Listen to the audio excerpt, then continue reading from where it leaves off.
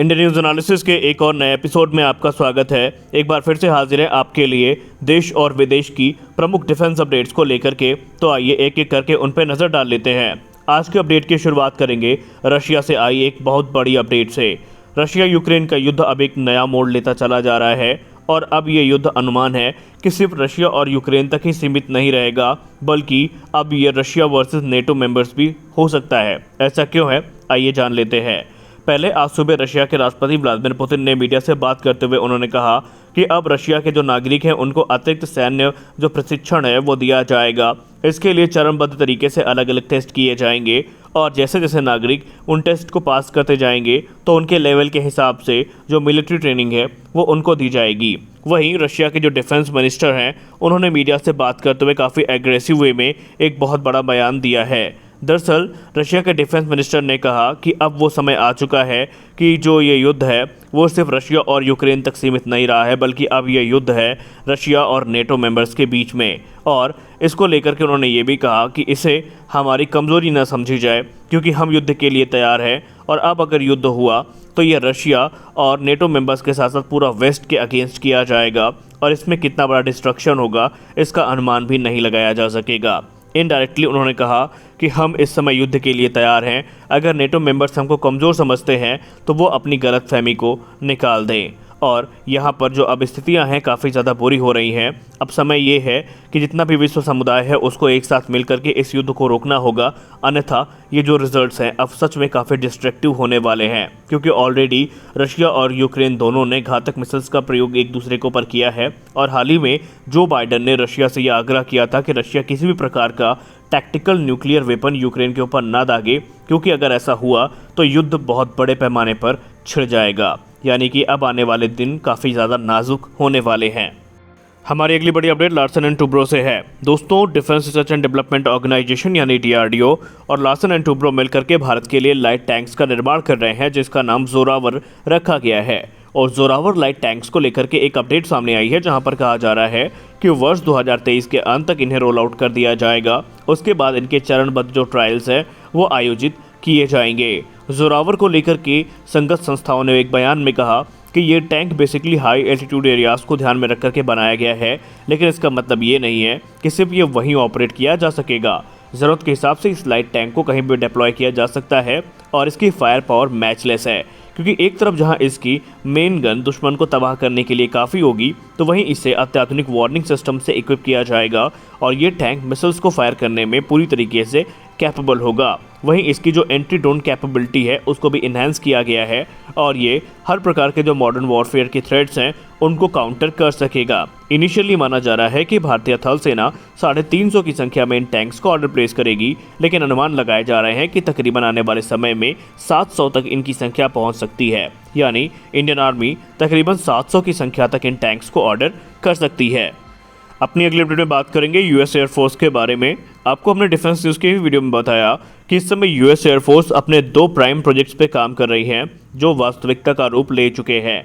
इनमें से पहला है उनका फ्लैगशिप बॉम्बर, जिसको B-21 रेडर के नाम से जाना जाएगा, और दूसरा है उनका next generation air dominance fighter, जिसको NGAT के नाम से जाना जाएगा। आज ऑफिशियली यूएस एयरफोर्स ने ये अनाउंसमेंट किया है कि उनका जो नया B-21 स्टेल्थ बॉम्बर है, जिसको हम B-21 रेडर के नाम से भी जानते हैं, वो दिसंबर 2022 के पहले हफ्ते में रिवील किया जाएगा। या हम ये कह सकते हैं कि पहला जो B-21 बॉम्बर है वो दिसंबर 2022 के पहले हफ्ते में यूएस एयरफोर्स के द्वारा रोल आउट किया जाएगा।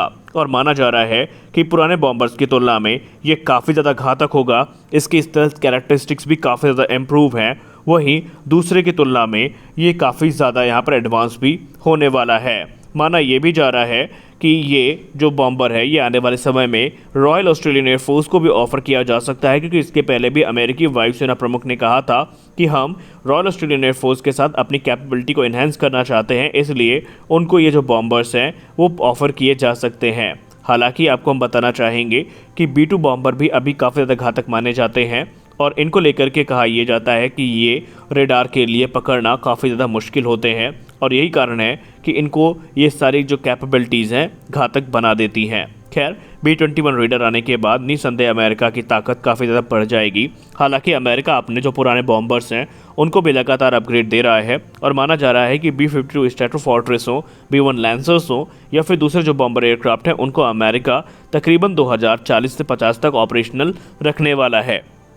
हमारी अगली बड़ी अपडेट इंडियन एयरफोर्स से है। दोस्तों, इंडियन एयरफोर्स ने एक बड़ा फैसला किया है जिसके अंतर्गत अब इंडियन एयरफोर्स जो फ्लाइट रिफ्यूलिंग एयरक्राफ्ट है इनको लीज पे ले सकती है। जी हाँ, इंडियन एयरफोर्स के द्वारा ये कहा गया है कि इंडियन एयरफोर्स बहुत जल्दी एक फ़्लाइट रिफ्यूलिंग जो एयरक्राफ्ट है उसको 3 वर्ष के लिए वेट लीज पे ले सकती है और माना जा रहा है कि 3 वर्ष के इस्तेमाल के बाद इनका जो टाइम ड्यूरेशन है उसे एडिशनली 3 सालों तक बढ़ा दिया जाएगा।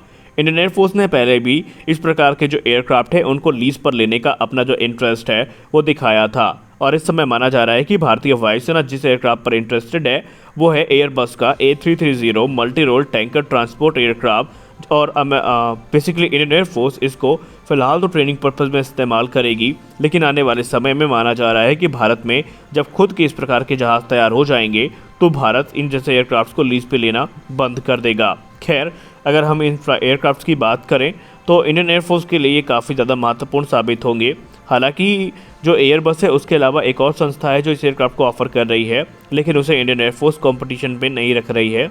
इंडियन एयरफोर्स इस समय तकरीबन 6 की संख्या में Russian made evolution IL-78 tankers को इस्तेमाल करती है जो कि 2003 से 4 के बीच में खरीदे गए थे, लेकिन अब उनके साथ बहुत जो मेजर इश्यूज़ हैं वो फेस करने पड़ रहे हैं, जैसे कि मेंटेनेबिलिटी और सर्विस इश्यूज़, जिसके चलते उन्हें प्रॉपर मेंटेन रख पाना इंडियन एयरफोर्स के लिए एक बड़ा चैलेंज साबित हो रहा है।